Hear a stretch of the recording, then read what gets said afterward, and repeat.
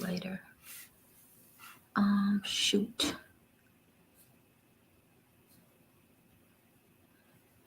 Okay.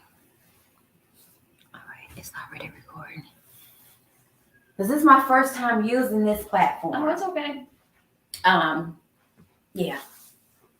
So I got your goodies, your water, Thank you. paper towels over there if you need them, and there's more water over there if you need them. And these are really good. That looks really cute. They look really good. A little board. Okay, so let me get comfy. Get comfy. Make sure you look good on camera. I like the way award-winning filmmaker Danielle Patton. Oh, I like that. I love it. Okay. All right, ready? Yeah. Okay. Action. Hey, couch potatoes. Welcome to another episode of On the Sofa with your girl, me, Lil Sonia. And today we have the pleasure of having award-winning filmmaker Danielle Patton on the couch with us today. Welcome, Danielle. Thank you. Thank you for having me. Hi, everyone. I'm so excited to be here. Yes, Danielle is amazing. I had the honor of reviewing one of her scripts, and I didn't want to put it down. I did not want to put it down. It's amazing. It kept my attention from beginning to end. I did not lose focus at all. So thank you for that. Well, thank you for reading it. I was honored. So Danielle, let's start off. All of my guests who sit on the sofa with me, Yes. they have to choose a number no older than their current age. Okay, so no older than 25 for me. Yes. Let's do 14. Okay, so 14-year-old Danielle. God. How does 14-year-old Danielle tie into who 25-year-old Danielle is today?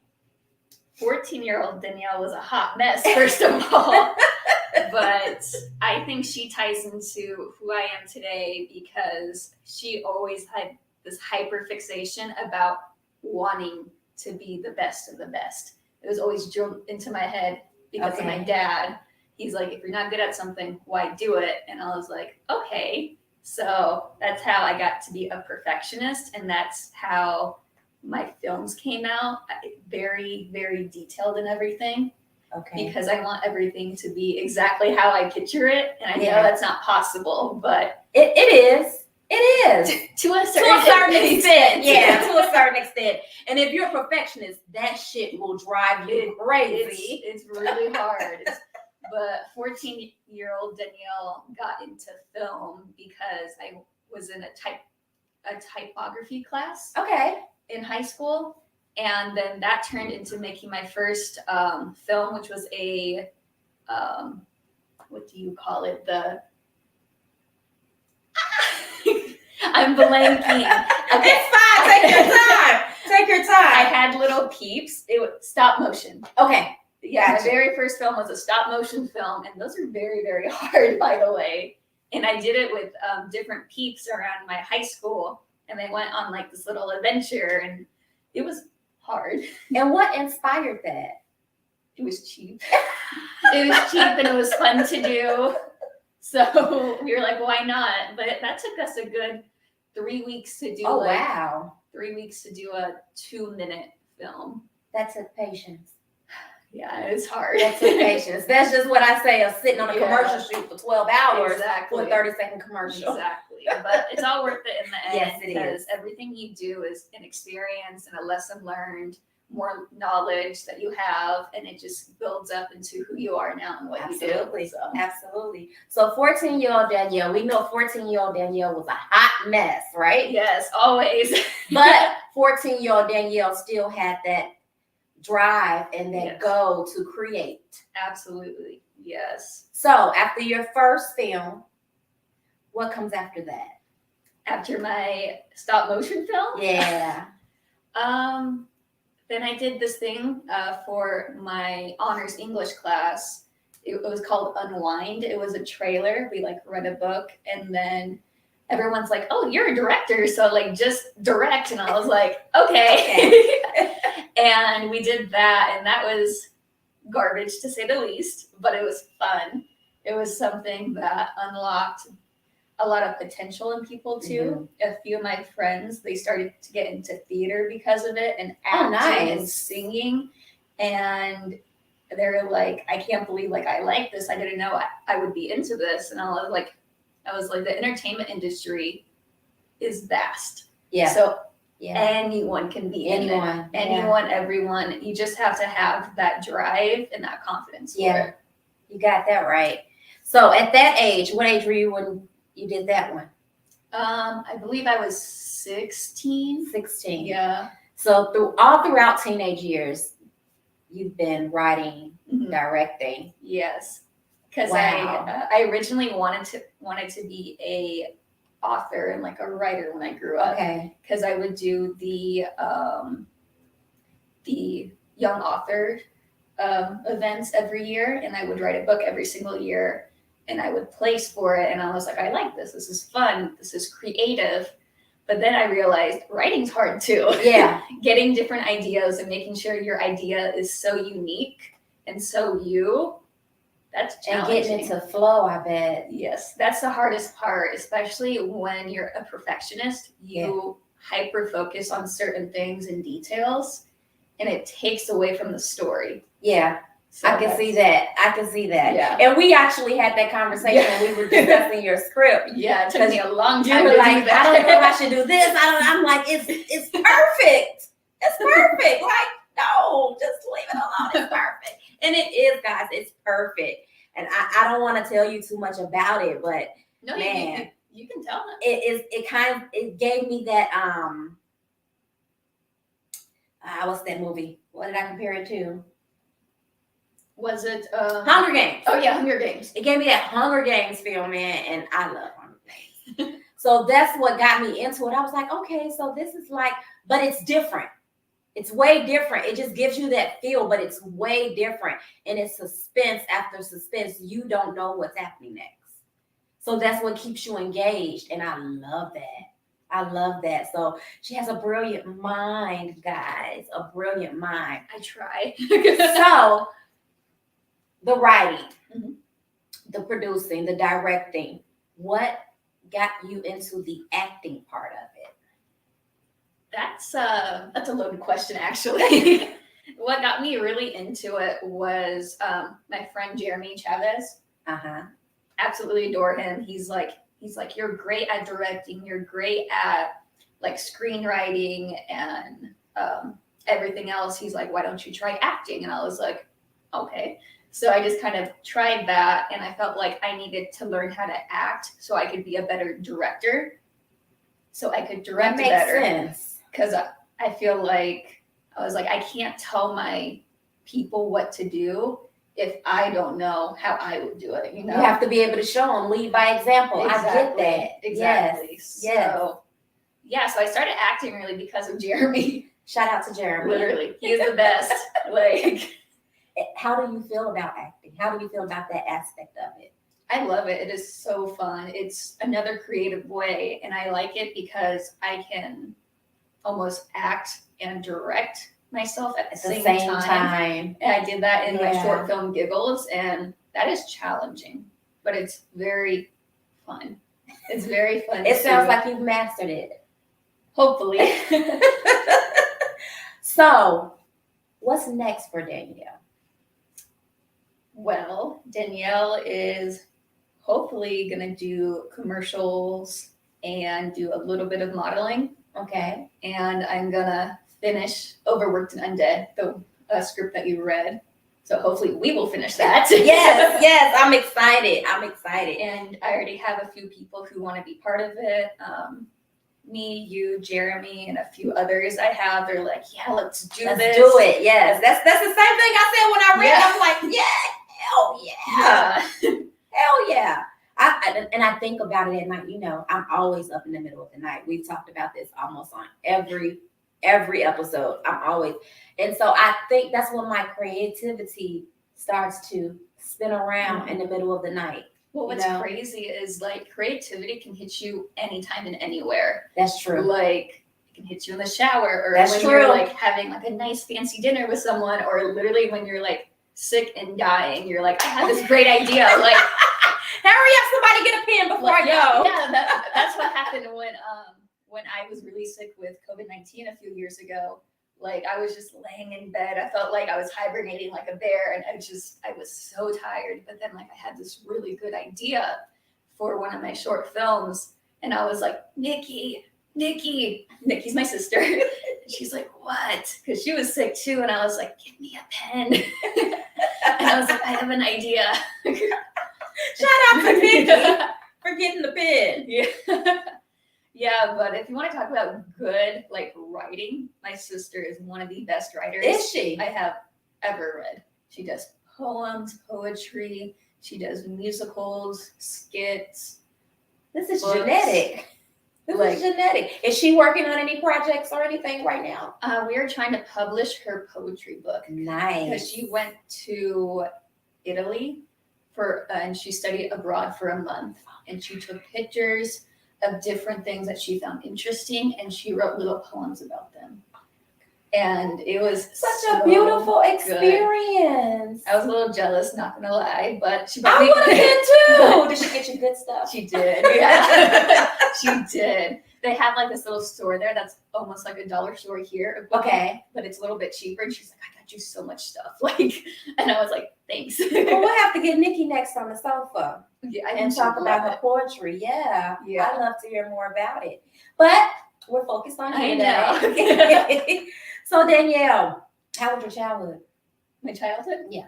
Very busy. Very busy. Always busy. I bet. You're so creative. I bet your mind was just wandering. And I was very active in sports. I was in Girl Scouts. I was in softball, basketball, bowling. Wow. Manager of the volleyball team because I couldn't play volleyball, but I wanted to be on the team. Okay. Theater. What else? So you were into theater. Yeah, theater, National Honor Society. Yes. FFA for a minute, and then I was like, no, I'm not a future farmer of America. I lived in Southern Illinois, so I felt like, all right, Chicago, I'm from Illinois too. I felt like it fit a little bit. Yeah. And I was like, this is not for me. But I was in FBLA, which is Future Business Leaders of America. Yes. I was in High Tri, which was an all-girls club that I was the vice president of. I just like to stay busy. Okay. So those are all your childhood accolades. Let's throw out some of those adult accolades. My adult ones? Yeah. I recently went to IMTA, which is the International Modeling and Talent Association. Yes. I went to New York for that, and I won second for the team fashion with my partner Evan. Nice. That was super fun. Nice. Shout out to Evan. Yes. And then I won honorable mention for my commercial, and then for my theatrical headshots and my screen test. So that was really fun. Nice. I wasn't expecting to win anything because there was thousands upon thousands of people there. But like once you're on that stage and like all the lights hit you, like it's either like you know what you're doing or you freeze. Or you don't. And it's okay either way because it's a learning experience. Yeah. But I was like, I'm not gonna freeze. I was like, I spent too much money, too much time at the gym to not do what I want to do. And you did it. And it was amongst so fun. thousands and thousands of people. So fun. I mean, second place is just like first place. In my mind, it Yeah. sure is. I mean, if you place yourself amongst thousands and you come in second, come on now. Yeah. That's like first place. Yeah, they had like their honorable mentions, which a lot of us got, which is still really good. Yeah. And I was like, that means I'm number one in my head. Yes. So. I came and did what I set out to do. So that makes you Exactly. number one no matter what. Exactly. And then for other things I've done and like awards, my very first award that won was called The Sleepover. Okay. I directed that with my friend Malia. Okay. And I love working with other people like that. And we won audience choice for second runner-up at the 49-Hour Film Festival in Las Vegas. All right. And then we won for best musical score because my composers Aaron and Danielle, not me, other Danielle. She's living in LA.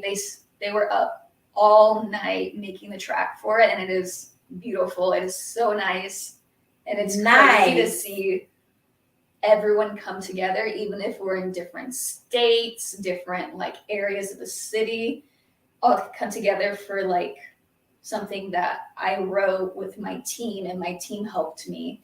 And it's really cool to see. Create magic. Exactly, because people are like, oh, I can do everything myself. No, you can't. No, you can't. You really can't. You You can't. need a good set of people around you. Yeah. In order to be a good director, you have to have a good team and people who trust you. And once you get that trust, then anything can happen. And I don't have all the power. I let them have free range because I'm like, they're my team. So I'm not gonna say you have to do this and this and this. No. We're creating this scenario together. Exactly. I love that. Especially with my actors, because I've used a few of the same actors for a lot. Shout out to Faith and Lex. They have been very supportive, and they've been in almost every single one of my shorter films in some way. And if they weren't in front of the camera, they were behind it, or they were reading the scripts and like just contributing. Yeah, they're like, you should change this and this. And I was like, all right, cool. But yeah, I let them have free range. I let them ad lib. I was like, you don't have to do it word for word, because I know that's not how you talk, but that's how the character talks. So change how your character talks into what you believe your character would do. Got it.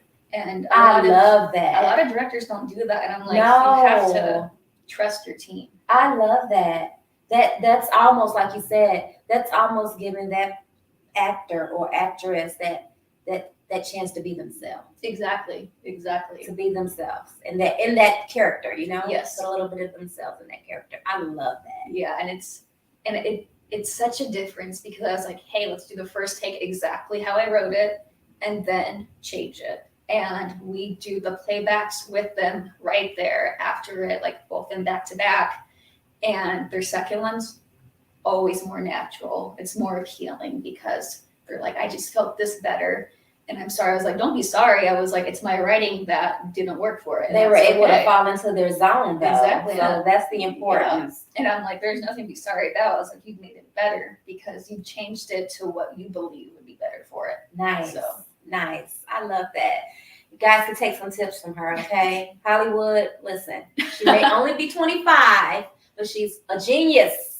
She's a genius in the mind. I love it. Thank you. I love it. So what are some of your goals, some of your endeavors for the future? You're 25, so you got your whole life ahead of you. I feel very old, though. I feel so old. Look at all of the shit you've been doing since 14 and probably before. Some of my goals. I would like to do another short film this year. I would like to be in 10 films or TV shows or commercials acting wise. I'd like to do another fashion week because I was invited to New York Fashion Week, but I said no. So I did Las Vegas Fashion Week instead. Okay. That was super fun. And just really, I want to do commercial prints for modeling.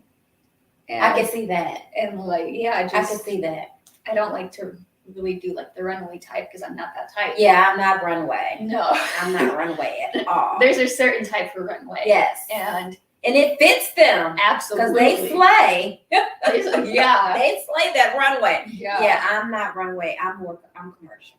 Yeah, I am too. And that's what I like. I like commercial. I like just all types of commercials, honestly. But I'm hoping to do a few more short films, finish Overworked and Undead, or at least get 50 pages done. Okay. We're about like 22 into it. Okay. So we're getting there.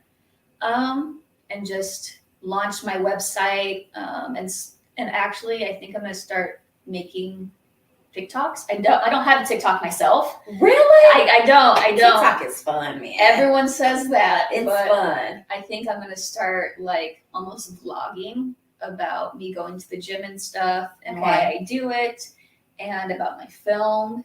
And I might start my podcast Dishing with Danny again. Okay. It's a lot of work. Okay. So much work, but just focus on stuff that I like, which is scary stuff, horror, supernatural, sci-fi, all that stuff. Me too. And I want to go ghost hunting this year. So that's in the works. Oh, that is in the works. Don't forget about me. That is in the works. We stayed, a friend of mine and I for her birthday one year. A couple of years ago, we stayed down at Binion's Mhm. at the Haunted Hotel. Yeah. It was amazing. We didn't sleep all night. We didn't. I mean, shit was happening. Oh, I bet. And we rented the ghost meter and oh yeah. Oh yeah. We had a ball. Yeah. You never sleep. I remember, and this is way off topic. We were walking in the hallway because we were going ghost hunting in the middle of the night, like 2 a.m. We went down this one quarter, like the third or the second floor. Mhm. One of the floors where they say that the children activity is. Oof. And the energy was Children. so devastating that I had to come back out of it. It was so heavy. It was so heavy. You guys, if you're into it, check out Binion's. It's the oldest and most haunted hotel here in Vegas. And it's really old because it's like as big as my house with 3 floors. And the elevator is capacity of 2. Oh. Yeah. It's Yikes. original. Oh. It's original. It's OG one. Yeah, Okay. it's original. Yeah. That's sketchy though. I wouldn't trust that. Yeah. I don't. We did it. We did it. So you got to do it too. Take I a would friend. It love won't be to. me. No. Now You want me to go? I'll go. For content. Yeah, I'll go. I'm not scared. I'm just joking with you guys. I'll go because I try to get my kids to go, and they're like, and they're grown. And they're grown. Mhm. My son is her age, and he doesn't want to go. You just. Yeah. A lot of people are though. Yeah, they are. Well, a lot of people are scared, afraid of things they don't understand. That is true. Especially when you can't see it. That But it's also, energy. yeah. That also gives me into the point. A lot of people are scared of film in general. Yeah. I've noticed that. Yeah. A lot of my friends back home, because I'm originally from Illinois, like Southern Illinois, were like, "Oh, how do you do it?" and this and that, and I'm like, "It's fun." And I was like, at first, it is super intimidating because you don't really know what you're doing, and you're like, "Oh, am I acting right? Am I standing right? Is this okay?" and blah blah blah. But it's fun, and I was like, you just have to like have the confidence. If you don't have the confidence, fake the confidence until you have it. I love the concept of the self audition tapes I love that. because I'm in my own comfort zone. So Yes, it's like that's my favorite the thing. camera's not there. I'm not trying to impress you. I'm No. trying to impress you, but you're not physically here. Exactly. You know, so it's Yes. I'm flowing, letting it go. And you can ask my kids, I'm like, nah, I don't like that take. Let's do another one. I don't like that take. Let's do another one. So one self audition tape can take me all day. Yeah, I did one about 2 days ago, and I had to do the self audition tape, like reading my lines and stuff, and then I had to do one of me like getting up in the morning and then brushing my teeth and then this and that. And it took me a good 2 hours to do, but I did it by myself. I set it up. It was a little janky, but I set it up and it still worked. And you did it. I had Yeah. to do one too with my hair for a reality TV show, but I did it. Exactly. And I had to do it for like 3 or 4 days straight. Oh my Yeah. God. Like I had to film myself in the morning and in the evening, you know, preparing my hair and treating my hair and what, you know, my ritual for my hair for like 3 or 4 days straight. And then I didn't even go on there because they wanted me to cut my hair. Did they? Yeah. Mm. Yeah. You're like, no. Yeah, because I was diagnosed with traction alopecia. So they was like, well, would you be willing to just cut all your hair off and get a style? And my husband felt some type of way about it. And at first I was like, yeah, you know, I'll start right over. And then I'm like, no, thank you. No. You're not gonna pay me that much. Exactly. You're not paying enough if to you cut the hair. paying me a lot. Yeah. You're Yeah. not paying enough to cut the hair. Yeah, I don't so. let anyone touch my hair unless they're like fixing it to be on set. Because someone's like, would you like cut your hair for like $100? I was like, absolutely No. not. I was like, am I that cheap? Uh-huh. Like, No. I was like, no way, no, Absolutely not. no. And then they're like, oh, can we dye it for like 50? And I was like, get out. I was like, no, I've never Yeah. dyed my hair, never bleached my hair, like never. Really? So it's just all natural. Yeah. It's beautiful. Thank you. Looks very healthy. Thank you. Yeah. But No, yeah, I was hell just no. like, no, it's like you're lowballing because you know people will do it, Yeah. but Yeah. a lot of Not people me. Not me. will. Mm-mm. So with everything going on and all of this motion you got going, any plans for a family in the future? That That sound like mom? I don't know. I think eventually, but I also want to get into the Air Force and stuff. Really? I want to go because I have a bachelor's in communications and Okay. communication technologies. So I can incorporate that and then start doing communications for the Air Force and public affairs. Oh my God. I really want to do international This affairs. girl.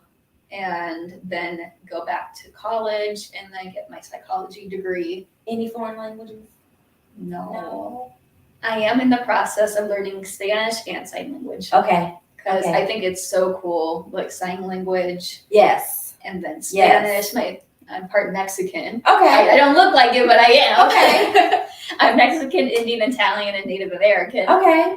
And a lot of my family speaks Spanish, and I don't. So you feel left out. I do, yeah. Like I would love to communicate with my grandma and some of my like aunties and stuff that only speak Spanish. Yeah. Like my Aunt Lucy, she only speaks Spanish.